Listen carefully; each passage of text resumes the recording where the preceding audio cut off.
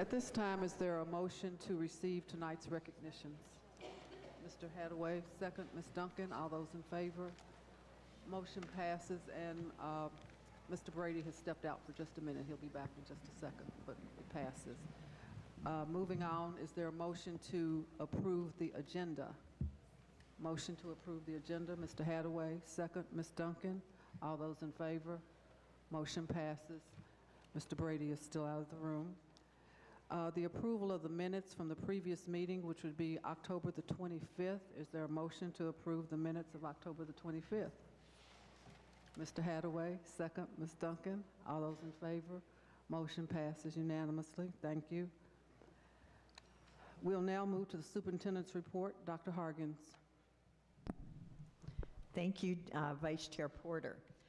Members of the board, thank you for the opportunity to present the superintendent's report. First, I would also like to express my appreciation to board member Chuck Hadaway, Principal Kim Salyer, and the PRP high school family. And of course, to Terry Robinson and the JCPS staff who make an off-site meeting possible. It is inspiring to be in District 4 at Pleasure Ridge Park High School. An important part of Vision 2020 is authentic assessment. The student demonstrations of learning are just that. The governance of this board makes this program and learning in District 4 possible.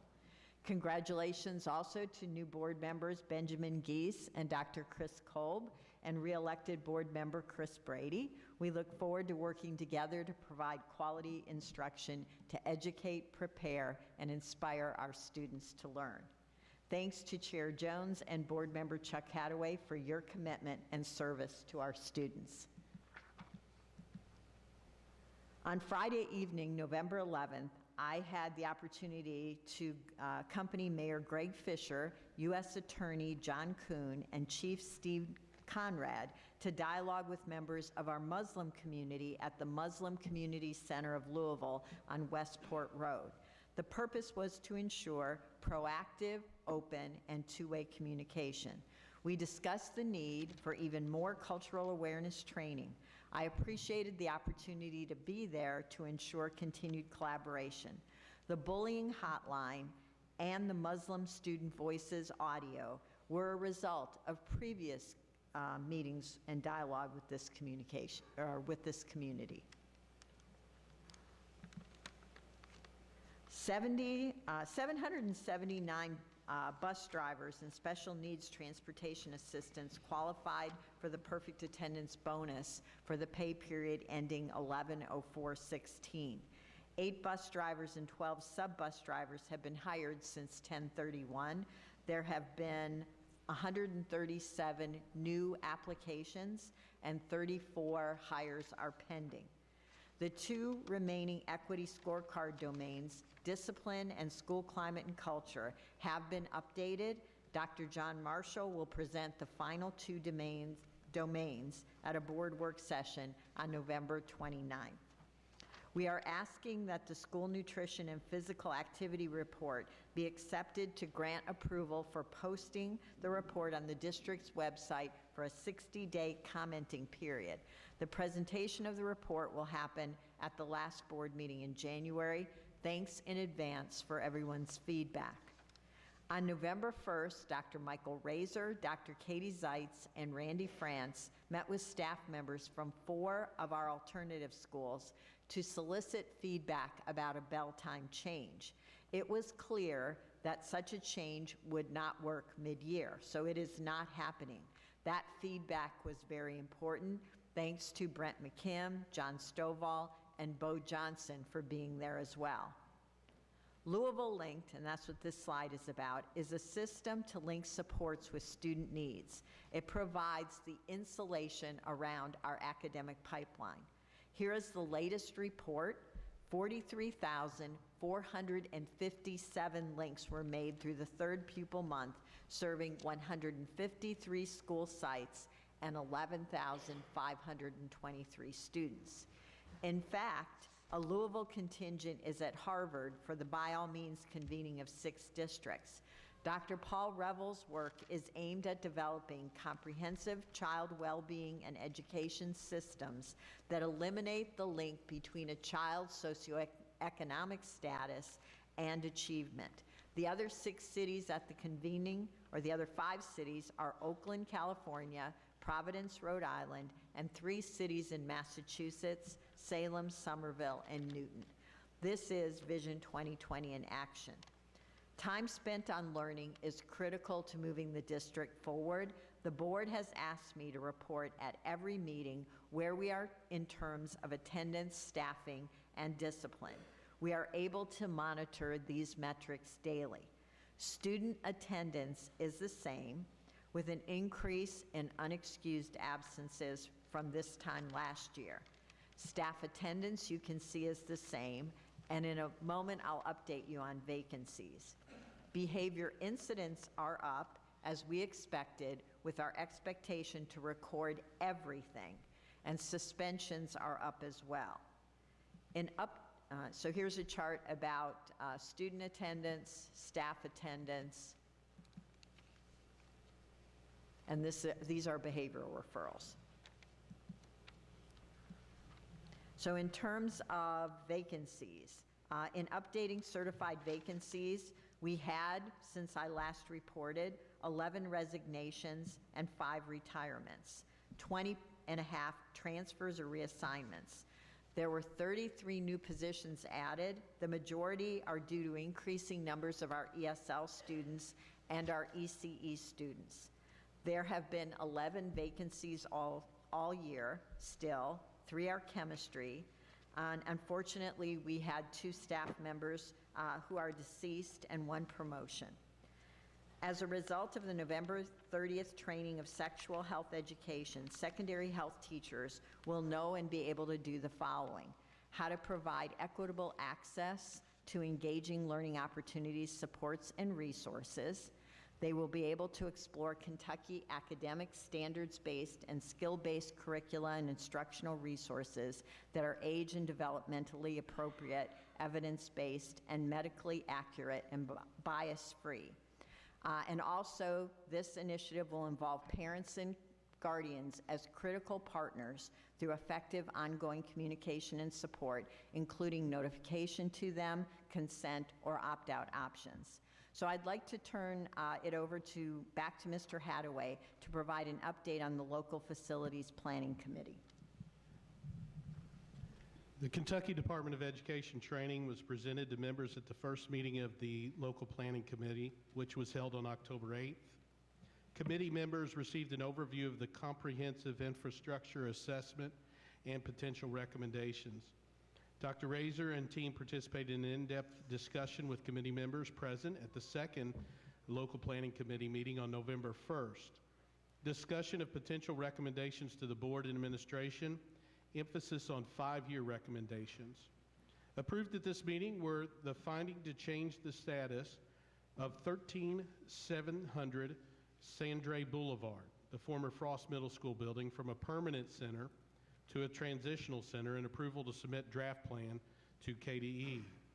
5-year recommendations from the Local Planning Committee: better school level maintenance structure, which is in process, freestanding ESL Newcomer Academy, freestanding early childhood centers, consolidation of offices and programs, one-time energy savings investments, fund maintenance based on need, zero-based, reduction and repurposing of campuses, create a community-supported plan for future, modern security and access systems in all schools, construct new modern facilities in cases where renovation cost is excessive, and centralized athletic and arts facilities.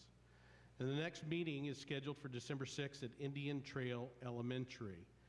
Some of the other items on the calendar for the Local Planning Committee: November 22nd, a public forum to be held at Wilkerson Elementary at 5:30 p.m.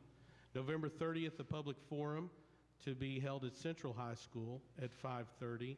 And then December 6th, the third meeting and forum at Indian Trail Elementary at 5:30. The meeting is, and 7 o'clock is the forum. The Local Planning Committee will also come back to the board with further recommendations when their work is resolved. Thank you, Mr. Hadaway. Vice Chair Porter, I'm recommending for approval the consent agenda later in this meeting. Okay, thank you, Dr. Hargens. We will move to the action item, and there is, the action item for tonight is the acceptance of the comprehensive annual financial report for year ended June 30th, 2016, and there is one speaker on this item, Mr. Chris Harmer. And before you speak, I would like to go through the narrative about speakers, please. Each speaker is allowed 3 minutes to address the board. At the end of 2.5 minutes, a bell will sound once. You will then have 30 seconds to finish your statement. At the end of 3 minutes, the bell will sound twice, indicating that your time is up. The superintendent will look into speakers' issues and, if necessary, represent the board in following up on or recommend action to the board. A couple of other items that are on the sheet that I feel like that I need to go over so that we're clear. If the speaker makes an allegation complaint against an individual staff member, I have to interrupt that because board policy requires that no person may initiate charges or complaints against an individual district employee at a public board meeting. The superintendent and the staff will follow up. Also, if the speaker makes an allegation complaint concerning an identified student other than his or her child, I have to interrupt and say, excuse me, to protect student confidentiality, your complaint should be addressed to the superintendent rather than at a public board meeting. And the superintendent will then follow up. I just want to go over all the things that are on the list. Mr. Harmer, thank you for being here this evening. My name is Chris Harmer. I'm co-chair of Fellowship of Reconciliation and also representing Stand Up Sunday Louisville and Black Lives Matter tonight. I'm speaking to raise community concerns about the picture of the financial health that JCPS presented in the comprehensive annual financial report before you tonight. Let me first say we see no problems with not speaking about whether or not there are appropriate financial controls or the auditor's conclusions that the numbers fairly represent what's going on. Our concern is with the management discussion and analysis section, which is where JCPS management, the superintendent and her team, and by your acceptance, the board, tells Jefferson County citizens and other revenue sources that we have a sustainable amount of income and reserves to do the job of public education. Superintendent Hargens has answered up front unequivocally that the financial position of the district remains strong and stable. We disagree. There are clear indications that we are not in a sustainable position financially. For example, the report shows that there's been a decrease in the net position of about $16 million. It has unassigned general fund balance of only $72 million, so that's not very sustainable over the course of the next few years. The report identifies challenging needs for additional monies in the building fund to handle $782 million worth of rehab and construction over the next 4 years. As we've done tonight, the discussion also heralds some of the academic successes students are having, and that's right. The district reported at the last meeting this year's achievement test results, which also showed all student demographic groups improving their proficient distinguished percentages in math and reading. That's great, but our goal is excellence with equity. What was missing once again this year is the Vision 2020 indicator for the gaps between student subgroups in the so-called non-gap group, kids who aren't in any other gap group. As board members can see from the back of what I handed out to you, all of the gaps are increasing, both over 4 years and over the last year. This is really not equity at all. This is moving everybody's achievement up, but moving the non-gap up much faster than the others, putting those children ultimately at a competitive disadvantage. All of the student groups where the gaps were increasing. The good news is the achievement gaps across the board tell us that JCPS has the people and programs to be able to move those marginalized students up. Therefore, making do with current funding is abandonment, not fulfillment of your duties. We ask the board members to reflect on the fact you were mandated to create the conditions for success. If the school is not meeting that, you need to go out and proactively go to our citizens and make the case for more resources. This report, as it's written, works against you doing that. The board members once again direct the superintendent and team to share difficult news clearly. Thank you. Thank you, Mr. Harmer, for speaking tonight. Dr. Hargens, I'll let you introduce this, but I would like to say before you introduce it that the board members had an opportunity to meet with our Chief Financial Officer and Bill Carroll from Strothman and Company individually to go over the report that we are asked to accept tonight. So we did that on October the 31st and November the 1st. Meetings could have lasted anywhere from 30 minutes to an hour and a half, but then we had the opportunity to ask any additional questions after those meetings on October the 31st and November the 1st. Dr. Hargens, if you'd like to introduce, and Ms. Harden and Mr. Carroll and others, if you'd like to come forth, please. Yes, and what we're going to do is, as Vice Chair Porter said, is board members have had an opportunity to go through this with Mr. Carroll, but Mr. Carroll is here to present it along with CFO Harden, so that, and again, this is a third-party independent review of the financial situation. It's a snapshot at the end of the year. So I will turn it over to CFO Harden, who will present this item. Thank you. To my right, I have the individuals that have worked on this document. Susan Porter, who is our coordinator of accounting, Eddie Munns, who is the director of accounting, and then, of course, Bill Carroll with Strothman and Company. As required, we have an annual audit, as every school district does. This document provides the information of how we spent those funds, and also there are some comparisons as far as even to our budget. As Ms. Porter mentioned, we did meet with the board members, and there was some good questions that came about for an understanding of this document.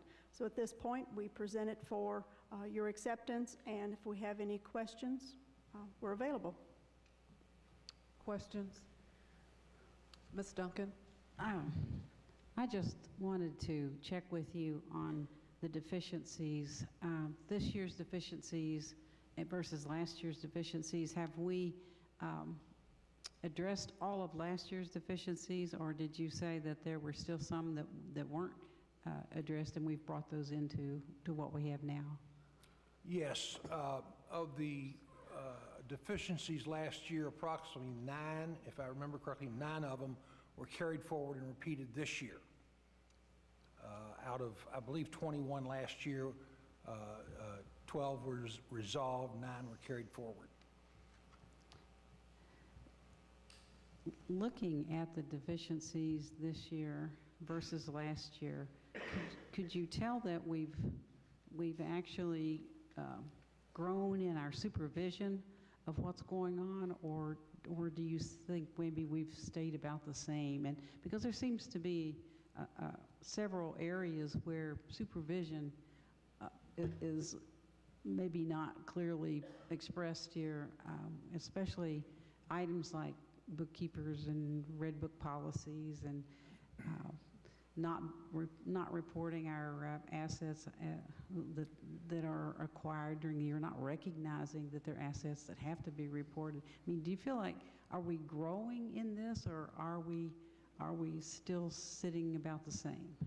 I think we're improving. I think certainly the number of comments, some of them are fairly easy to fix. Some of them are a little more difficult, take more time. For instance, the Red Book issues with bookkeepers in schools. It's a very complex problem. You've got 140 some odd bookkeepers all trying to keep up with all the accounting in the school, keep it in accordance with the Red Book. Some of them do a better job than others. I think it's a continuing education situation there. Some of the comments dealing with technology are long-term. They're not easily fixed in 1 year. I think some of them that we repeated, we commented that progress had been made, but there were still things to be done. So on the, looking at it as a whole, I'd say there is improvement. Every year, a couple go away. Every year, we'll find a couple of more that maybe cropped up this year that we hadn't seen before. So it's kind of a turnover type of thing. All right. Thank you very much. Mr. Brady? Thank you, Vice Chair Porter. Again, thank you for joining us and going over this report. And I know I'm putting you on the spot because this is really the first time I've seen this particular concern being addressed by Mr. Harmer in the Fellowship of Reconciliation, but would you be able to address, and I know you don't have this in front of you, but the concern that was expressed here just a few minutes ago regarding the sustainable position of the district with what was stated by Mr. Harmer as a $112 million increase in revenues this year, but a net decrease in position of $15.8 million versus an unassigned general fund balance of $72 million, which I don't think that's the exact number. So I wasn't sure if you might be able to address Mr. Harmer's concerns there and to kind of discuss those issues. I think it's a twofold question. Certainly, if you look at the district-wide financial position, it doesn't look good. Primarily, though, that's due to the recording of the pension liabilities, which we've talked about several times. So while it shows a big deficit, a big negative, the chances of the pension liability falling on us and needing some immediate response are pretty remote at this juncture. So it looks bad on paper, but you've got to look behind it and see that the biggest driver of that negative is the pension liability. On the governmental statements, I think they look better. I think they showed, a positive change in fund balance, general fund of about $13 million this year. So I think that may not be a lot compared to the size of the school board budget, but we're not in the business of making money. Profit is not our motive. So a little above, a little below, I think is not the right way to measure the sustainability. I think it's the ability to raise revenues, it's the ability to control costs, it's the ability to manage all the things in the school district that take resources, capital projects. Certainly it's a big number that we have to fund. It's not going to happen overnight, but through bond funding and other issues, that's how we're going to be able to cover those costs. CFO Hardin, what is our fund balance? I understand that it's not 72. It's our total fund balance is actually quite a bit more than that. The total fund balance is $132 million. The $72 million that Mr. Harmer referenced is the unassigned piece of the actual fund balance. But in addition to that $72 million, we have $36 million that the board has committed. It also includes the 2% that we are required to have by the state. Also, that's made up, that $132 million is made up of prepaid expenses and other obligations such as purchase orders that have been issued. But overall, for cash flow purposes and for our needs, we're looking at the $36 million plus the $72 million, and this is general fund only. Okay, so Mr. Harmer, my purpose here is to, one, address your concerns, but also share with you some of the information that we get as board members that aren't necessarily apparent on paper, and I also want to try and make sure that we're open and we're communicative and we understand where everyone stands here. So. Thank you. And if I could add that the board has consistently in its legislative agenda had increased funding to meet the needs of the students on the legislative agenda. So this board has been very consistent in its advocacy for increased funding to meet the needs of students. I might also mention, Mr. Harmer made a comment regarding the facility needs. We do have a bonding capacity of about $230 million. Of course, that does not cover all of the needs that we have, but certainly we can handle a lot of projects with that bonding capacity. Any other questions? Is there a motion to receive this document? Ms. Duncan, second. Mr. Brady, all those in favor? Motion passes unanimously. Thank you very much. We're now going to move on to the consent calendar, and the only item that I was told to be pulled down for a separate discussion is item 9S, which is the approval of the regular board meeting schedule for 2017. Mr. Brady has asked that we pull that down. Oh, Ms. Duncan? Yes, I also wanted to pull down U. I forgot to mention that. I'm sorry, which item? U. I apologize if I missed a note about that. Is there a motion to approve the consent calendar minus items S and U? Mr. Brady, second. Mr. Hathaway, all those.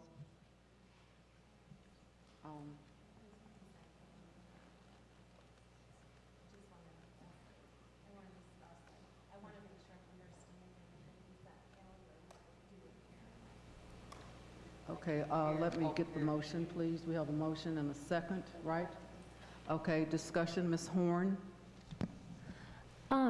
I noticed that on the consent calendar that Dr. Hargens is putting it forth.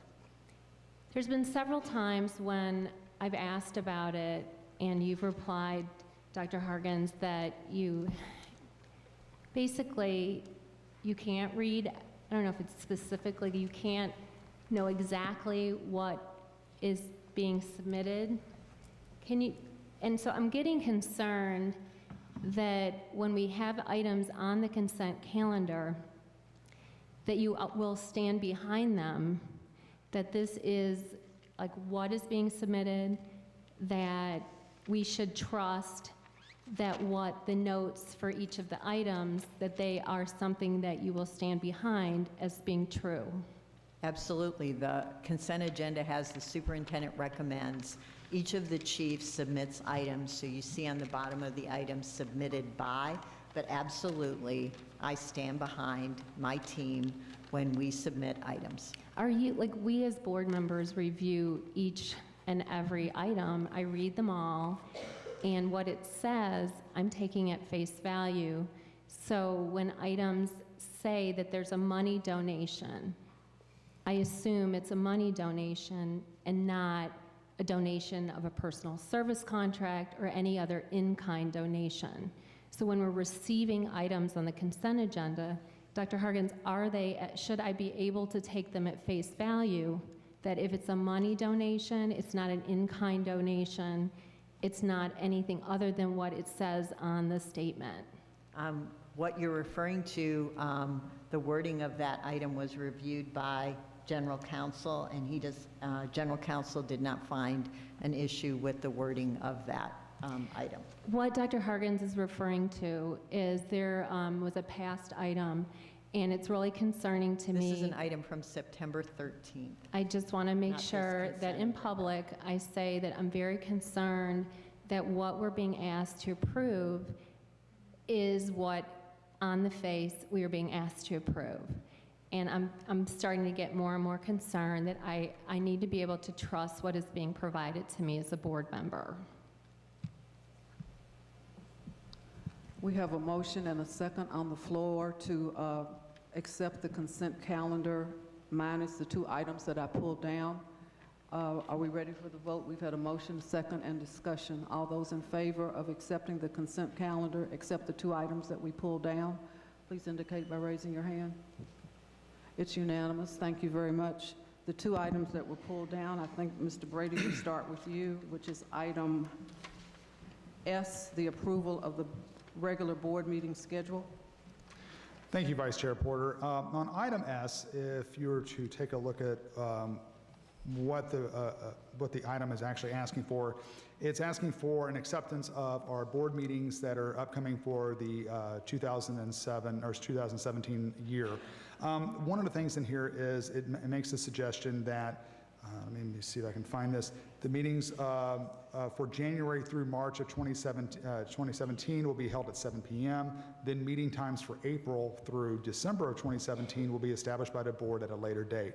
Since we have two new brand new board members coming on board, in January, I would like to make the motion, and I am making the motion, that we actually modify this particular agenda item to state that this board will approve meetings that is as stated here within the attachment for January through March of 2017 only.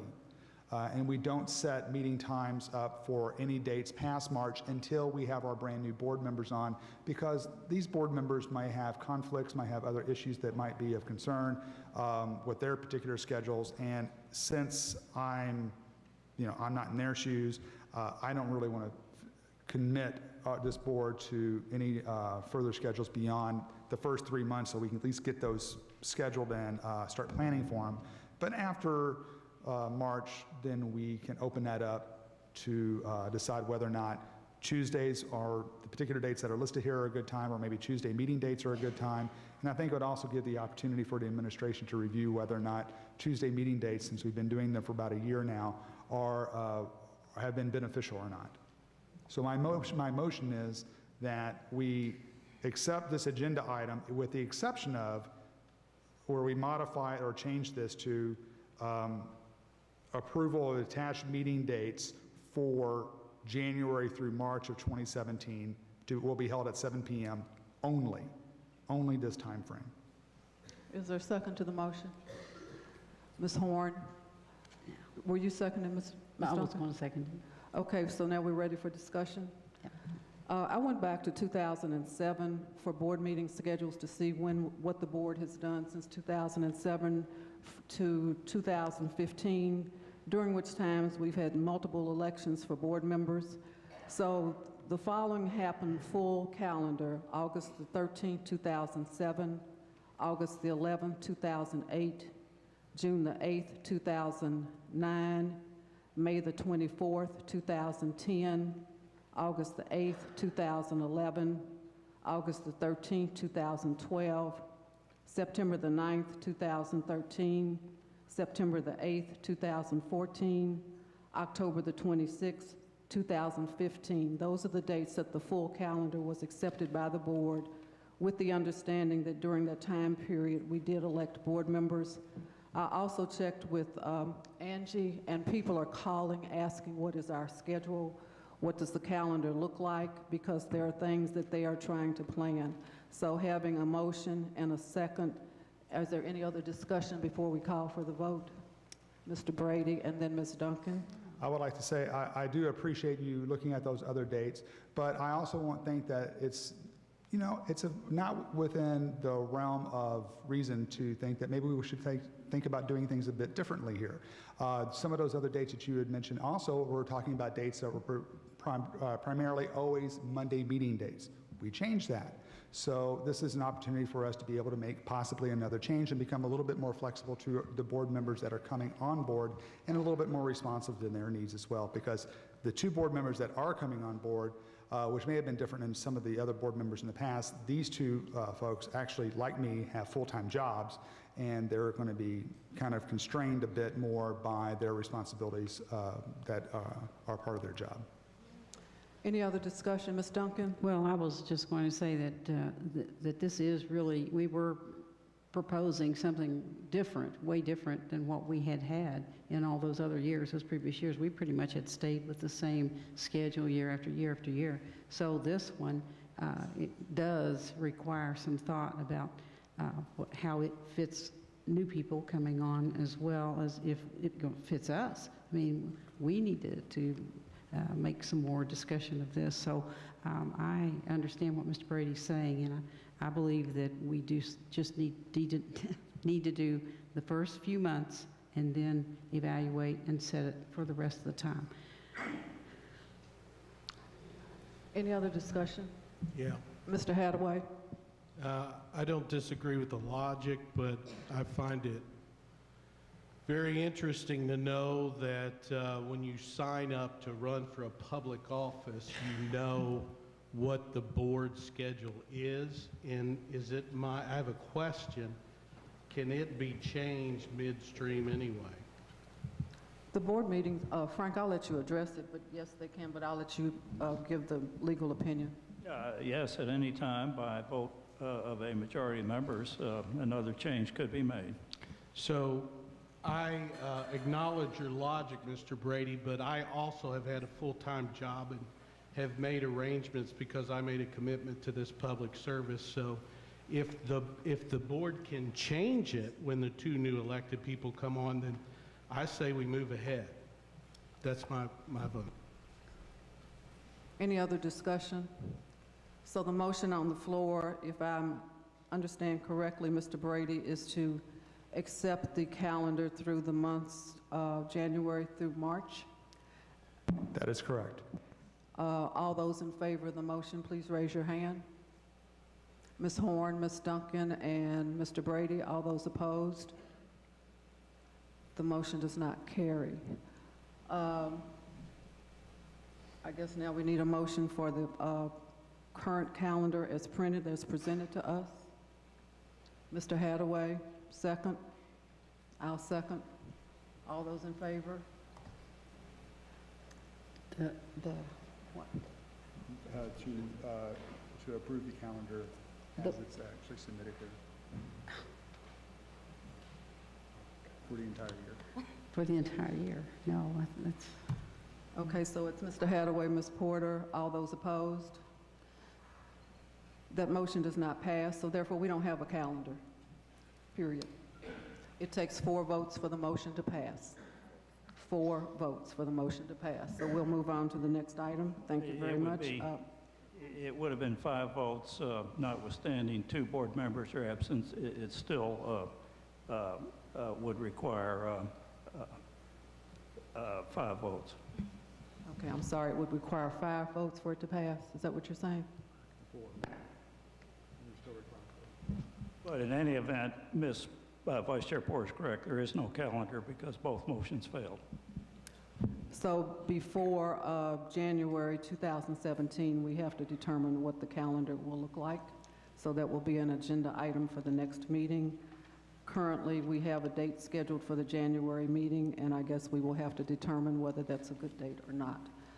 The next item for discussion, Ms. Duncan, you asked that we pull down the board policy about magnet education. yeah, the policies on magnet schools, and I agree with all parts of this policy, with the exception of the exiting provision, and that authority is the problem that I have. And while I see how people think that pushes others to be more productive, have students be more productive, and therefore raise the level of what's going on, to me, it's exiting is something that the charter schools use in order to weed out the kids that will keep their scores lower than what they need for to stay open. I see this authority as disqualifying us really to be part of Magnet Schools of America, because that's not what you do in regular magnet schools. I see this authority as denying equity to the schools that can't exit kids, underperforming students, and even have to accept ones who have been exited, and the ones who have been exited have been exited for underperformance. So how equitable is that for those schools then to accept those kids? And they do graciously. And you know, to me, it just allows some schools to give up on kids. We're saying, okay, magnet schools, after they follow these steps and they're exhausted with the kids, they have the authority to give up on them, whereas the schools that receive them cannot give up on those kids. They keep those kids and they don't give up on those kids. So to me, it's just an equity issue. I think it's just a part of our history that should be gone. And with low numbers of kids being exited, I think to me that just is support for the reason that we don't need to continue that practice of exiting kids from magnet schools. So anyway, that was, I just wanted to vote on that one separately, because I'm not a supporter of exiting kids from magnet programs, magnet schools. Okay, so at this time we will vote on the, I'm sorry, Mr. Brady. Thank you, Vice Chair. I've been thinking about this for actually a little while. It's a little bit of cognitive dissonance when we start talking about having equitable schools. And because we want to have equitable schools and we want to have that throughout all of our schools, but yet we also have, for some of our magnet and traditional programs, we have this policy of being able to exit students because of certain issues. I think, I understand why those items are there. I understand why those, I guess, those rules are there to a degree. But I've had some increasing constituent communication regarding this issue, and where there are some parents that have their child at one of these types of schools, and they have an IEP, and that IEP isn't actually being followed to fidelity. Now, there are recourses for parents who have children on individual education plans or IEPs, but the thing is that you really have to sometimes be on top of that as a parent to be able to really enforce your rights. It seems as though sometimes that those rights really aren't always being fully explained to some parents, and there are some parents that are having to be super engaged to be able to fight for those particular issues.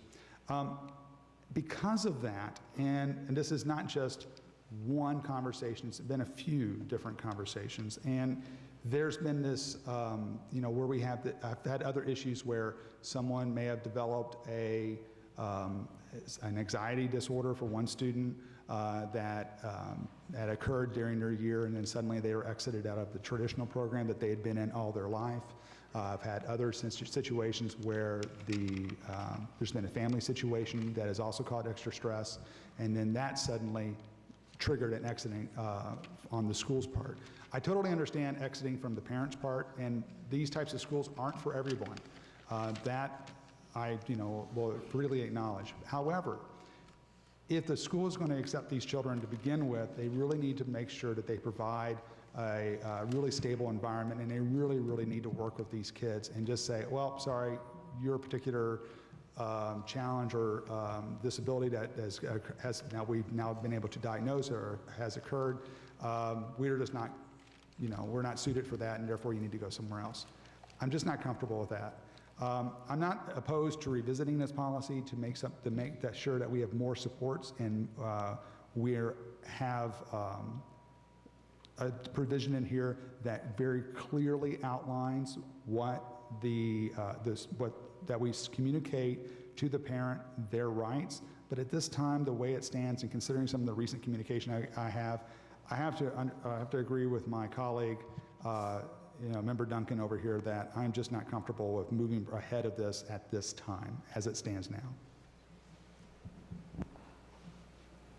Mr. Hadley, did you want to speak? I'd like to motion that we pull this item for further consideration with another board meeting. I'd like to second that. Are we in order, Mr. Millen? I think there are two ways to do this. One is to have the motion as presented. It looks like it's not going to pass because it doesn't appear to have enough votes. So if you vote on that and it doesn't pass, then it's not necessary to go to the second step and pull it. But I do have that option to go ahead and pull it. That's another option to... That's my option then. And that I choose. second that. And I would believe because he made the motion, and Linda and my comment were just comments. We weren't motioning. I think that is in order, that his motion would be in order. That's the motion that's on the floor now. So the motion on the floor is to pull the item to come back to the board at another time. The motion was by Board Member Hadaway, second by Board Member Horn. All those in favor of pulling the item as it relates to magnet education, which is the second reading, because we had this at a previous board meeting. So it's the second reading, but the motion is to pull the item completely to bring back. All those in favor of the motion, please raise your hand. It's unanimous. It's pulled. Thank you very much. That takes care of the consent calendar. We have tie bids. Mr. Hadaway, if you could help us with that. And then I'd like to move on to the speakers. There are currently 14 speakers signed up for the evening, and I do want to be respectful of everyone's time. So, Mr. Hadaway. Sure. Item number 6 on bid ID 7325 for SCNS, Manufacturers Only Warehouse Delivery.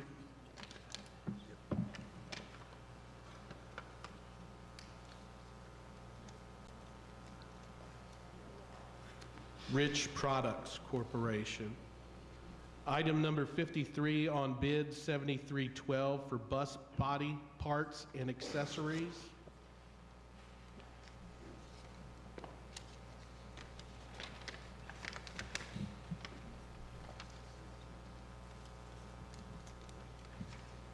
American Bus and Accessories.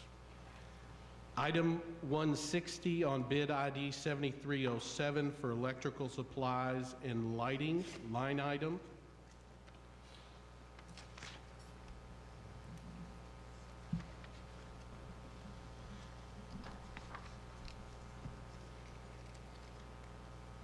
AM Electric.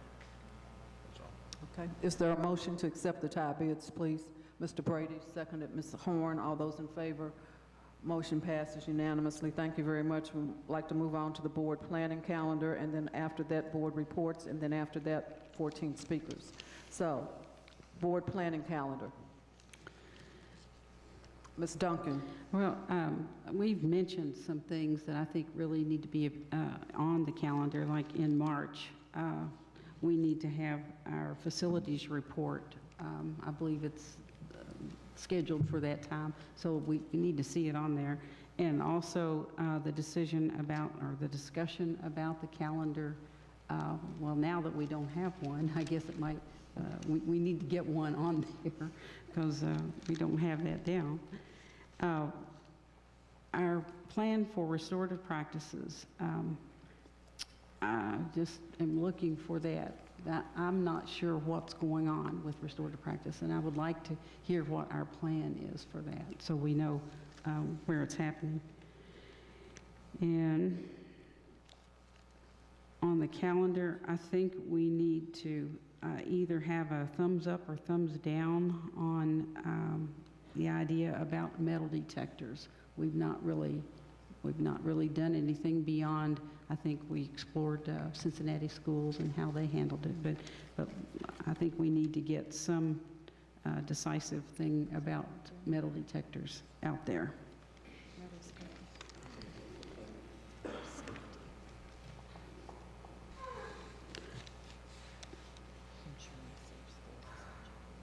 Did she ask about metal detectors? Ms. Duncan, on January 10th, or the first meeting in January, there's a work session on ensuring safe schools. That includes that. Okay. In May, I know we're going to need a report on the administrators, the salary, what's been accomplished over the year on separating administrators' salaries from the teacher's salary schedule. So I feel like that needs to be on there so we can have things to aim for. Anyone else? I'd like to add the equity scorecard. I'm very sorry, Ms. Horn. I had requested that just every one of the committees that we have, or departments that we have their regular things that happen. I feel like we're planning month to month again. And it's concerning that we're only planned through December, really. And I know that there are a lot of budgetary deadlines. It'd just be great to see it so we can be reminded of allocations and when all of these budget, will be asked to approve. I also would like to put on the February agenda a formative evaluation of the superintendent in an executive session.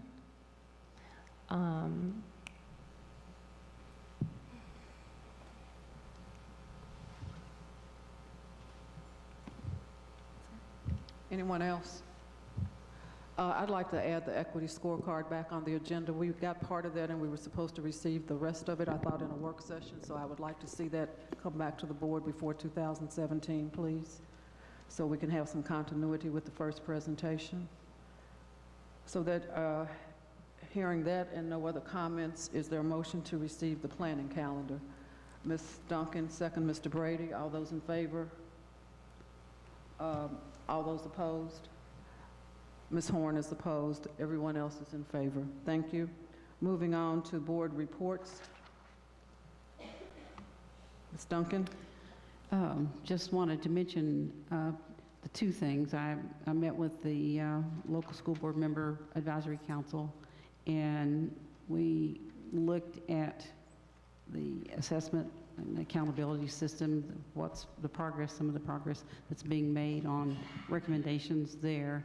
And noting that a lot of assessment is going to be changed. I think we're expanding assessments to be other measures outside of the testing, and talked about dual credit and the desire to be equitable in access to dual credit. I think there's an issue around that that has to be resolved, but access to dual credit is an equity issue that is going to be settled. And well, those were the basic things we talked about. There were some other things, but that was the main stuff. And then Lisa Harrison Rogers, we had a Hometown Heroes banner ceremony for her at Southern High School, where she was, a banner was unfurled and dedicated to her right beside Phil Sims as an outstanding athlete who graduated from Southern High School and was an outstanding basketball player, All-American, Player of the Year in 3 different assessments, and Miss Basketball, and went on to the University of Tennessee and was an All-American at the University of Tennessee, and then went on to the WNBA and was a part of the opening of the WNBA and played in that for 9 years. And she's in the Kentucky Hall of Fame, the Athletic Hall of Fame, and the Coaches Hall of Fame. So we had a wonderful ceremony. But you know, Hometown Heroes banner is a great event for not just the school, but it's for the community. And I love the fact that we could recognize another young woman for her accomplishments. Mr. Brady? Mr. Hadaway? Ms. Horn? I have been hearing from a lot of principals around the district that they were invited to attend a budget, like a kind of new budgeting process meeting. And, you know, I searched in the record of the board minutes and searched everywhere to try to find out how the board had hired a consultant that was coming into our schools, because we're supposed to approve contracts, everything over $5,000 we're supposed to approve. And so I looked and I looked and I looked and I couldn't find it. And because the book wasn't bad, we were asked to read a book by this consultant, and I heard things that it was okay. I mean, I read the book. It wasn't like earth-shattering. It wasn't great. It was, you know, it was pretty good. It had some great points, and so, you know, the substance of the book is immaterial. The idea is that I don't think the board approved this contract.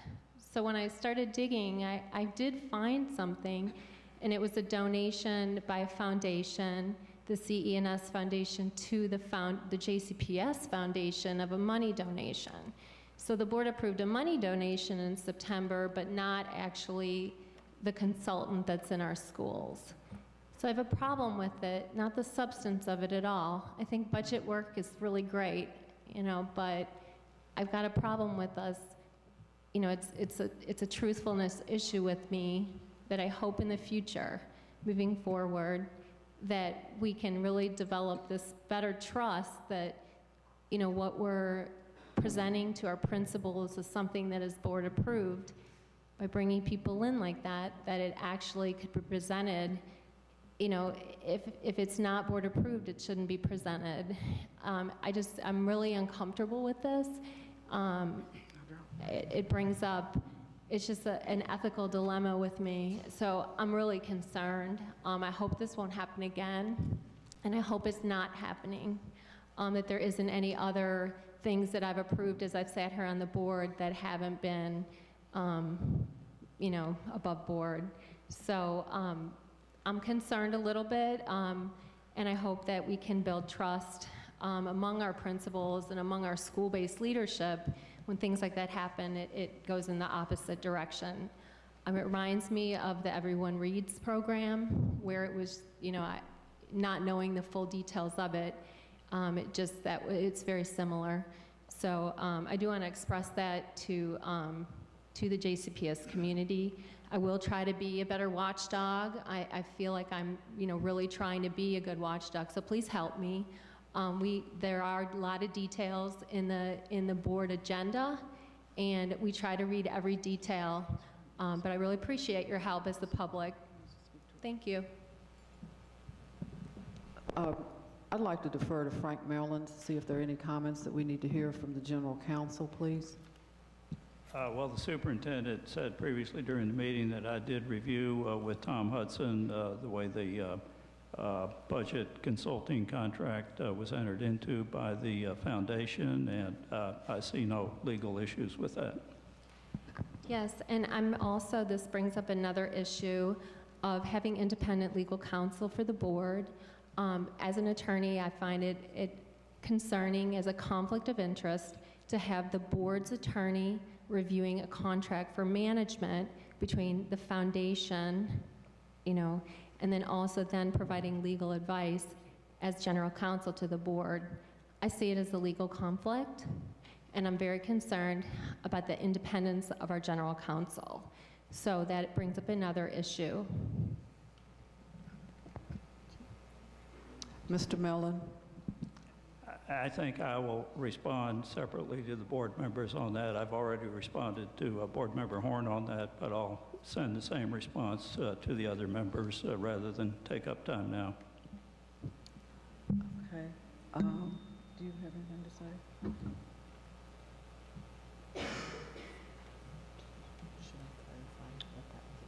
Yep, I think so. Just to be clear, what happened was there was interest in working with a company in Nate Levinson who wrote a book about smarter spending. How do you spend money and effectively help students, which I think is the point of what we talked about tonight. So Chief Business Officer Hudson's not here, but what he did was he shared the book with the board. And then there was a foundation, the Jefferson County Foundation. There was another foundation that was interested in not giving us money, but providing this service, this particular service. So what they donated is the use of this company and this service to provide information to principals. There's no budget decision made in it. It's information and it's thinking, as Ms. Horn said, which is a good thing, to think about how we spend money in the best interests of students. So rather than donating dollars for any purpose, it was a specific purpose to work with this company about smarter spending. So that was reported on September 13th. That there was that donation to support strategic budget planning. So that was reported to the board. CBO Hudson had every reason to believe, since he shared the book with the board, that he had made the board aware of his interest in working with the company. So if I need to work harder to make anything clearer, I certainly will. But Mr. Mellon reviewed that, and that's what happened. Okay. I'd like to add something under board reports as it pertains to the work and things that I know about since our last board meeting. Dr. Harkins and I visited Fayette County School Board Planning meeting last Thursday. The intent to visit the meeting was to see the format of that particular meeting in Lexington, Kentucky, because they have what's called a planning meeting prior to their board meeting. That meeting is set up for the board members to go through and ask some questions about the agenda. They do not go through every item on the agenda, but they have an opportunity to receive reports from staff. The meeting started at 5:30 and it lasted 2 hours and 10 minutes. The intent of the meeting is to clarify questions prior to the business meeting. And there were several items that were voted on as we talk about what will be different in 2017. I just want to report that we did visit the meeting, met with the superintendent and the chair of the board. It was an informative meeting. There are other districts that do similar things like that. Also, I want to announce again that on November the 30th at Central High School at 5:30, the Facilities Committee is going to have a forum as it pertains to facilities, and I'm asking those residents of District 1 or any other district that have concerns about schools either in District 1 or schools anywhere that students may be attending, anything that pertains to facilities. What I saw in Fayette County, they had 13 meetings prior to bringing something forward. And I think it's important for everyone to have a voice with concerns about facilities. So for the third time, November the 30th, 5:30 p.m. at Central High School, I would ask that we pay attention to that. Also, I think at the last meeting, I neglected to mention that John Marshall had been recognized for the Louisville Defender Community Service Award, Dr. John Marshall, and also received the Spirit of Alpha Award. I think we try to recognize our staff members for doing things in the community and elsewhere, so I wanted to make those are the three things that I have under board reports, and I think that completes the board reports if there are no others. I'll just mention that Dr. Marshall is also going to be on a panel with Angela Davis tomorrow morning at the Center for African American Heritage. Okay, is there a motion to receive the planning calendar? I'm sorry, we did that already. Board reports, we don't have to vote that. I apologize. I'm sorry. Well, I don't think we have to, but thank you.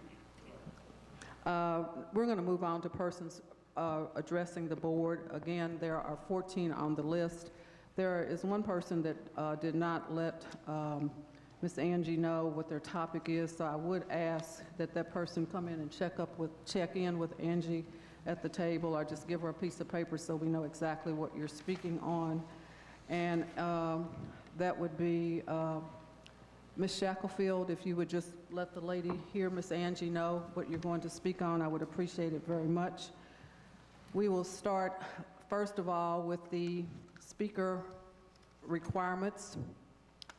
Each speaker is allowed 3 minutes to address the board. At the end of 2.5 minutes, a bell will sound once. You will then have 30 seconds to finish your statement. At the end of 3 minutes, the bell will sound twice, indicating that your time is up. The superintendent will look into speakers' issues and, if necessary, represent the board in following up or recommend action to the board. 2 other items that are on this sheet. If a speaker makes an allegation, complaint against an individual staff member, that will have to be interrupted because board policy requires that no person may initiate charges or complaints against an individual district employee at a public board meeting. If a speaker makes an allegation, complaint concerning an identified student other than his or her child, that will have to be interrupted because in order to protect student confidentiality, we are not allowed to have that conversation at a public board meeting. Our first speaker tonight is Deborah O'Gorman. Deborah O'Gorman. Ms. O'Gorman. Deborah O'Gorman. Deborah O'Gorman. Our next speaker, Bo Johnson. Bo Johnson. Our next speaker, Tammy Berlin. Thank you, Ms. Berlin. Our next speaker is Navaya Jewell. Navaya Jewell. Navaya Jewell. Our next speaker is Summer Windham. Summer Windham. Ms. Summer. Our next speaker is Kim Pettis. Kim Pettis. Ms. Pettis, thank you for being here this evening. Welcome.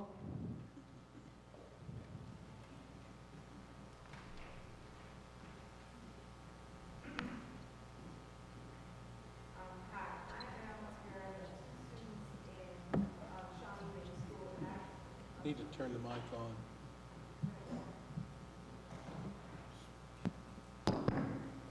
Okay.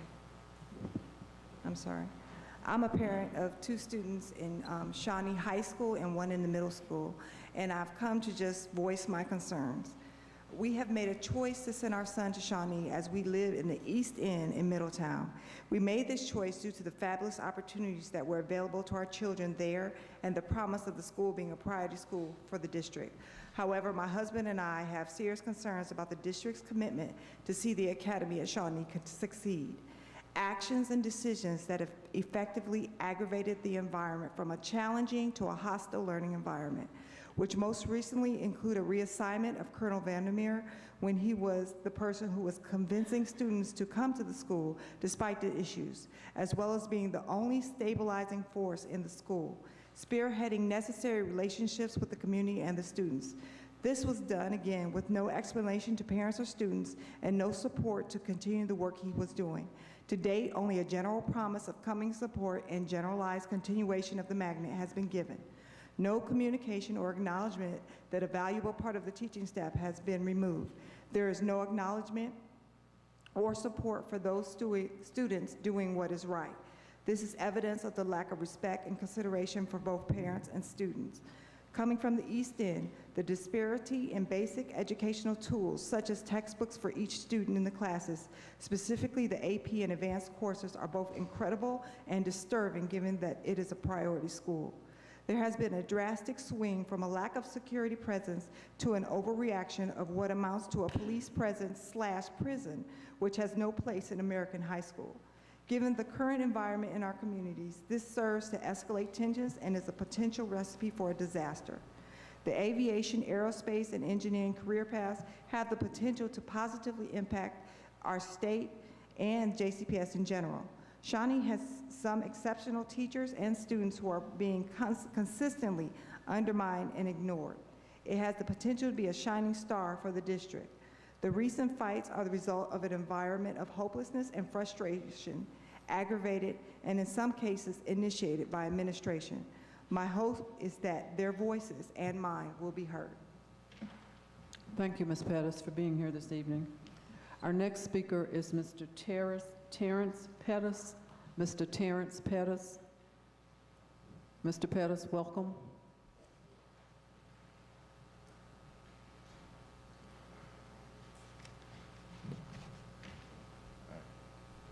When I came to Shawnee, I expected an environment with constants. For example, I expected to have the same teacher all year and to not be distracted by other students.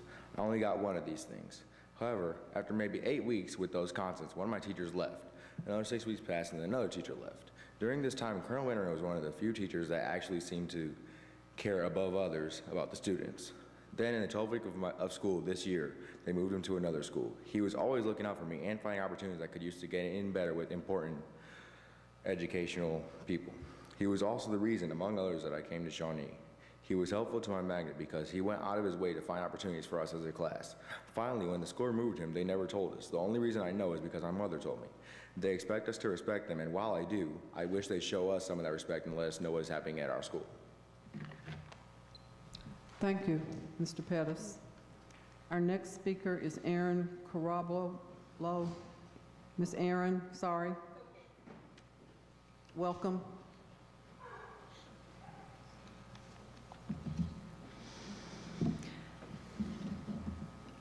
My son's school, Shawnee, is a priority school that was stripped of its SBDM powers. We have no power to control our own destiny, so we must place our faith in you, Dr. Hargens, to make the best decisions for our children. And in the 3 years and 3 months that we have been at Shawnee, decisions have been made for the school that have had negative and irreparable effects on my son's education and those of his fellow classmates.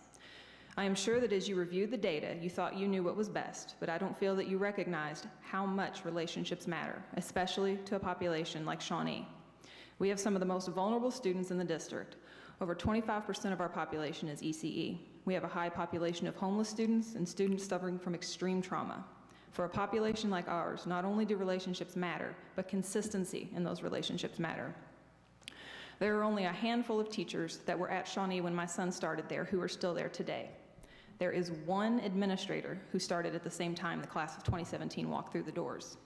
How does this massive amount of turnover benefit our students? November 4th, 3 more adults were quietly moved away, denying students' ability to get an explanation or even an opportunity to say goodbye. How are those leadership decisions beneficial for a population that is already dealing with enormous obstacles? How was that in the best interest of our students? Since we started at Shawnee August 2013, we have had periods of time without sufficient textbooks, permanent teachers, without principals, adequate security, windows, copier paper, counselors, you name it, we've done without it.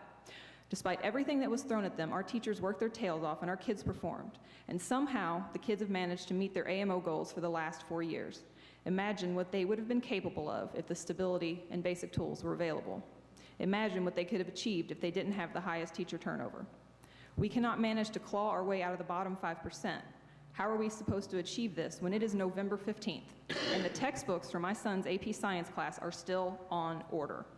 How can we help our students when a majority of students currently have at least one substitute every day? I don't feel that asking for textbooks and teachers is an extraordinary ask. I don't feel that asking for consistent relationships and adults who care and have relationships with our children is an extraordinary ask. But here I am before you, 3 years after my first speech to you, asking you the same question. How does this district's treatment of Shawnee in any way reflect that we are a priority school? Many of our students have home lives with challenges that I cannot even begin to fathom. But you know what? They show up to school every day. They show up and they put an effort to be there. How is the district showing through its actions that Shawnee students are worth an effort, that they are worthy of a top-notch education, that they are worth the investment? Because they are. It could be said that the measure of a school district is how it treats its most vulnerable students. If we examine our school district with those words, what does that say how JCPS continues to handle Shawnee? Thank you. Thank you. Our next speaker is Stephen Kane.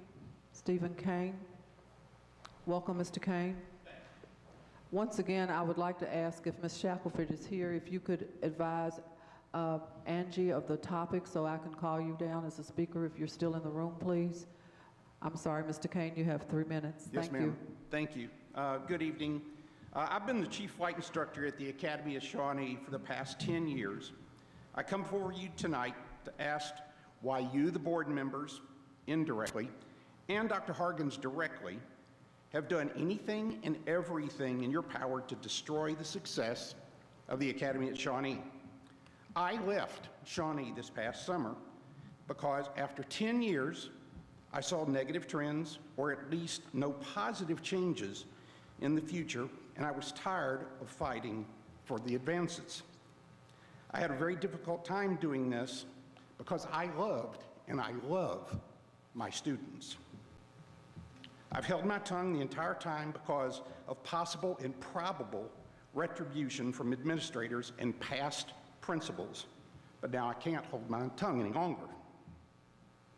All hard work and effort to build a nationally respected aviation program, an outstanding Navy Junior ROTC program, and robotics program by people like Keith Look, Colonel Will Vandermeer, Mr. Tito, Tyler Sharon, Crystal Derensberg, Master Chief Vermillion, Mr. Armandaris, Mr. Mike, Mr. Suggs, Mr. Rose, many additional staff members, and so many dedicated parents are being killed by the top administrators and board members at JCPS. Several years ago, when Dr. Look left, Dr. Hargens did not seek advice from the school for a new principal, and she gave us a disastrous replacement after about 6 months. That person almost single-handedly ruined the school. Once he disappeared in the spring of 2015, we went without a replacement until 36 hours prior to the next school year, and once again, without listening to the input of the school, parents, and students. The school population wanted someone with knowledge of Shawnee students and their unique challenges as their new leader.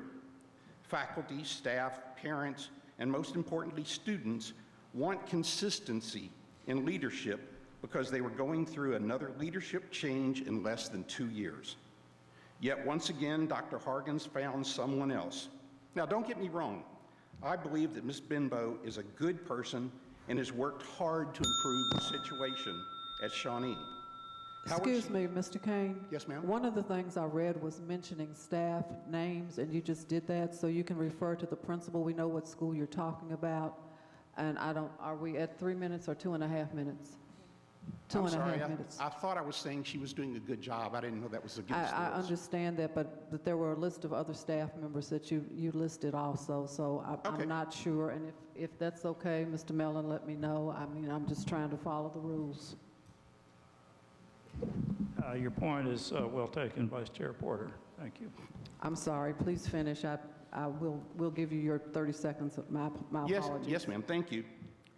We have all recently seen the magnitude of issues boiling over at the school, yet once again, Dr. Hargens has directly interfered in the school and dismissed 3 of the most respected staff members. Why? When teacher turnover is already an issue at the school, why create more? How is this in the best interest of the students? So let me ask you again what I said at the beginning. Why have you board members indirectly and Dr. Hargens directly done anything and everything in your power to destroy the Academy at Shawnee? If you want to close the Academy at Shawnee, be straightforward and say so. Don't kill it by 1,000 cuts. Students deserve better than that. Thank you. Thank you, Mr. Kane. Our next speaker is Joanna Parr. Joanna Parr. Joanna Parr is our next speaker. Joanna Parr. Our next speaker is Janice Pullen. Janice Pullen. Janice Pullen. Thank you, Ms. Pullen. Welcome.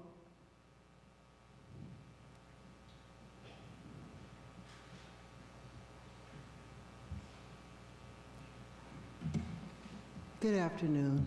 I'm an alumni of Shawnee. I went away to the military for 25 years.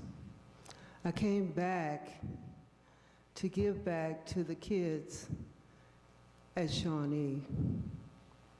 And it seems that every time we start to develop a relationship at Shawnee, something gets snatched out.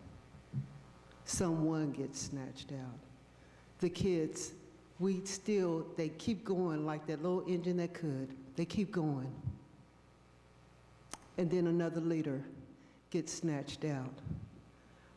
In my time of service, I've never saw as much turnover in the United States military as I have at the Academy of Shawnee. Breaks my heart. I don't have a child at Shawnee. I go because I know some of their parents are incarcerated. Some of their grandmothers can't make it there. So I go as a concerned citizen. Professional aunt is what I call myself, because some of them have nobody else to talk to that they trust. And they trust me. And I will not let them down by not listening to them. And it breaks my heart that they're not being listened to. I've watched them send stuff out to the International Space Station, through the Challenger Learning Center, through a lot of different things. Hunger here plus there. We did a lot of different valuable things that they could brag about to not only their schoolmates, but to this city, to this state, to this country. And they can't be heard. Breaks my heart. That's it. Thank you. Our next speaker is Jessica Bennett. Jessica Bennett.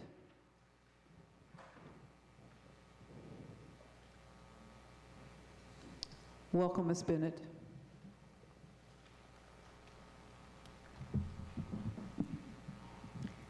Hi, my name is Jessica Bennett. I'm a sophomore at the Academy at Shawnee. My little brother also goes to the middle school there. I actually transferred from Atherton this year to go to Shawnee. During my time in Atherton, my brother was going on field trips coordinated by Will Vandermeer, the magnet coordinator, and I fell in love with aviation.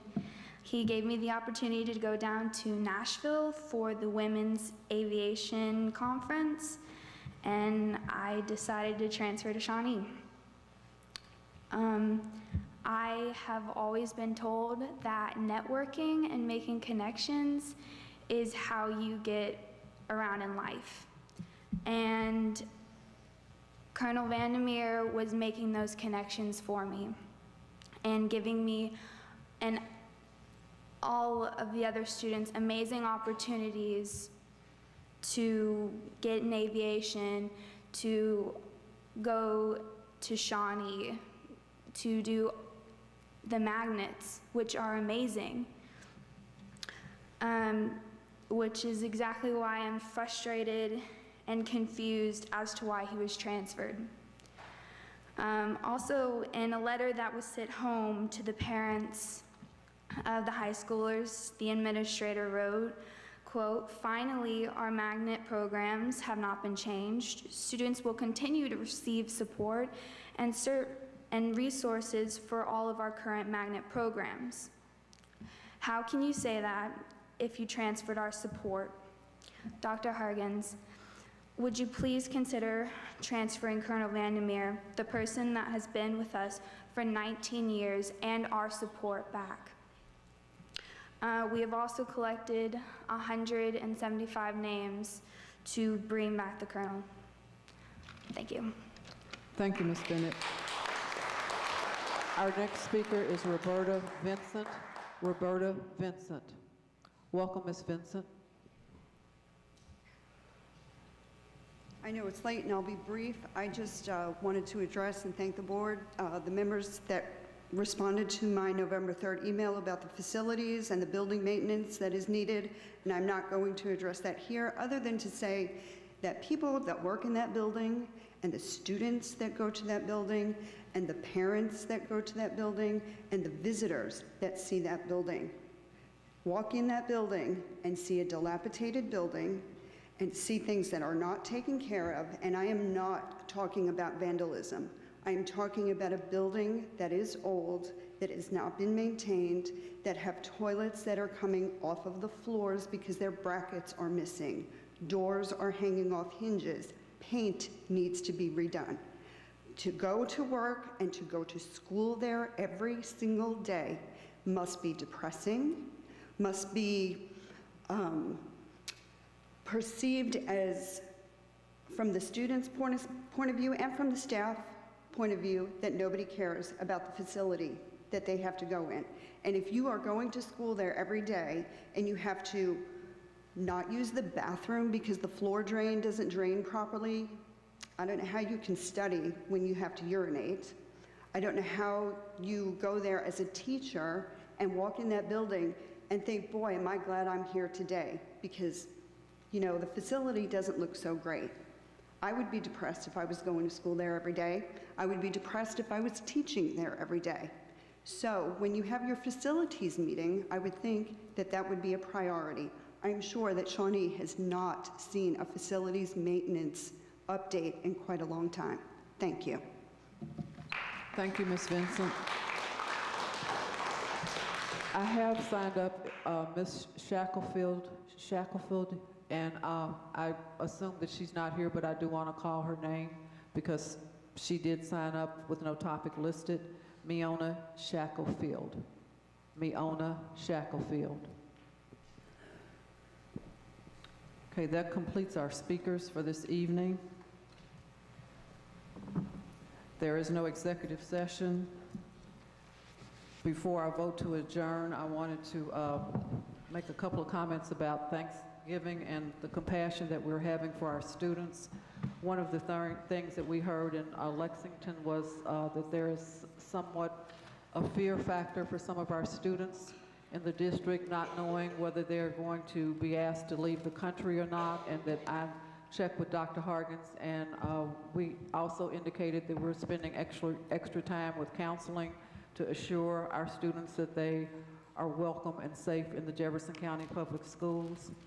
As we approach Thanksgiving, it seems appropriate to say that there's always something to be thankful for. There's always something to be thankful for. During this time of the year, as we express our gratitude, we must never forget that the highest appreciation is not to utter words, but to live by them. The highest appreciation is not to just utter the words, but to live by them. At this time, I'll take a motion to adjourn. Mr. Hadaway, second. Mr. Brady, all those in favor? Motion passes unanimously. We are adjourned at, what is this, 9:40? Thank you.